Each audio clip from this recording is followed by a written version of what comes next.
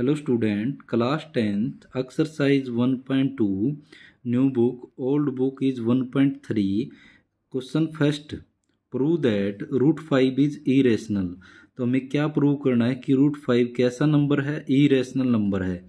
तो जैसे कोई भी रूट वाले नंबर है हम बोल देते थे कि ये कैसे नंबर होते हैं, इरेशनल। तो लेकिन आज हम इसी को प्रूव करते हैं। तो लेके चलें let root 5 is a rational. तो सबसे पहले हम इसको क्या मान के चलेंगे कि कैसा नंबर है, रैशनल नंबर है।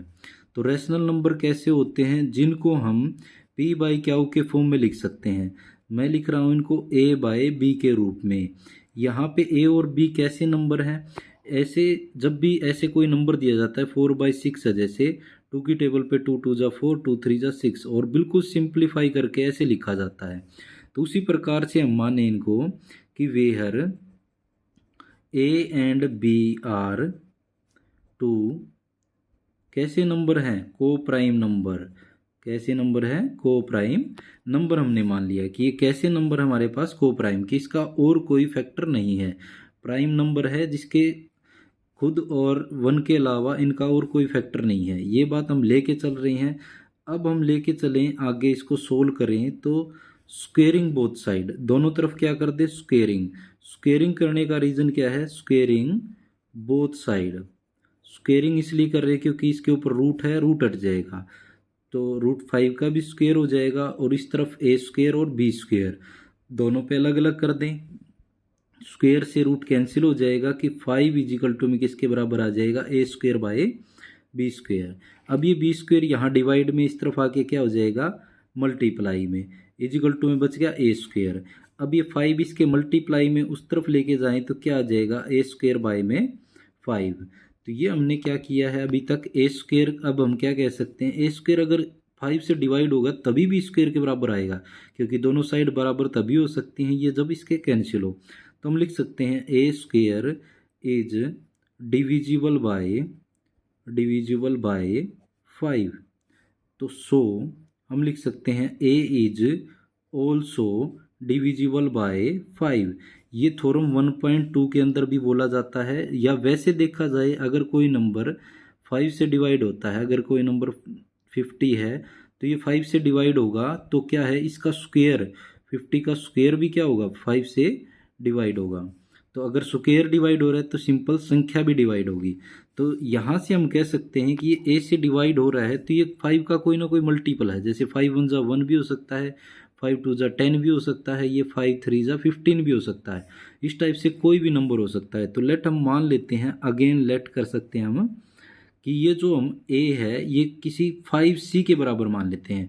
5c मतलब यहाँ पे ये 5 का कोई भी मल्टीपल हो सकता है, 5 1 जा 1, 5 2 जा 10 भी हो सकता है, 5 3 जा 15 भी हो सकता है। तो where c is any integer, कोई भी इंटीजर हो सकता है, इंटीजर।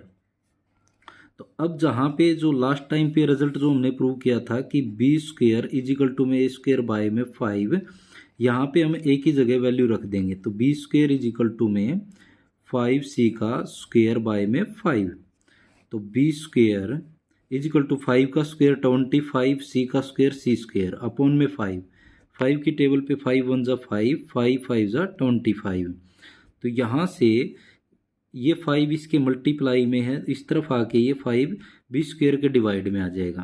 तो यहाँ से हम लिख सकते हैं कि b square is divisible by 5, क्योंकि अगर ये 5 से डिवाइड होगा तभी सी स्क्वेयर के बराबर आएगा। सो हम कह सकते हैं कि b is also divisible by 5, क्योंकि थ्योरम 1.2 यही थी कि अगर कोई संख्या का स्क्वेयर पास किसी नंबर से डिवाइड हो रहा है तो वो संख्या भी किससे डिवाइड होगी, 5 से डिवाइड होगी। तो यहाँ तक प्रूव होने के बाद हमने ये देखा कि यहाँ पे इनको अगर इक्वेशन नाम देना चाहो तो इक्वेशन 1, और ये इक्वेशन 2 से हमने ये देखा कि इन ए और बी के दो कॉमन फैक्टर आ गए। अब तक हम लेके क्या चले थे कि ए और बी कैसे नंबर है, को प्राइम नंबर है, इनके कोई भी फैक्टर नहीं है। लेकिन हमने इक्वेशन 1 और 2 से क्या प्रूव कर दिया कि फ्रॉम इक्वेशन 1 एंड 2 से, फ्रॉम इक्वेशन 1 एंड 2 के द्वारा हमने क्या प्रूव कर दिया कि सिंस या therefore A and B have at least 5 as common factor. तो हमने ये बात प्रूव कर दी कि ए और बी का एक कॉमन फैक्टर है 5। तो यहाँ तक पहले हम लेके चले थे किस चीज़ का कंट्राडिक्शन हो गया यहाँ से, बट हम लेके चले थे बट दिस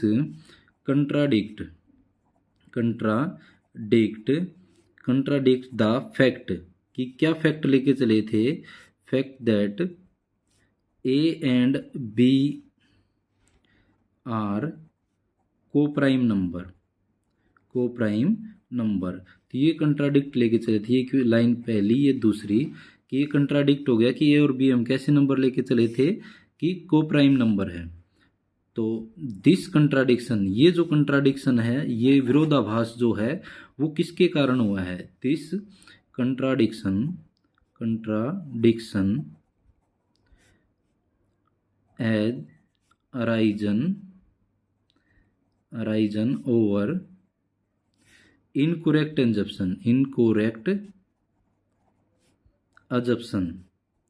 अजप्शन। यह विरोधाभास हमारी गलत कल्पना के कारण, अजप्शन मतलब कल्पना के कारण, कि हम क्या लेके चले थे कि दैट √5 इज ए रैशनल। हम लेके चले थे कि √5 कैसा नंबर है, रैशनल नंबर है। तो वी कंक्लूड, तो यहां से हमें क्या कंक्लूजन निकला है, we conclude that √5 is a irrational number, irrational number. तो यहाँ से हमें क्या प्रूव कर दिया कि √5 कैसा नंबर है, इरेशनल है। इसी टाइप की वीडियो देखने के लिए मेरे चैनल को सब्सक्राइब जरूर करें। धन्यवाद।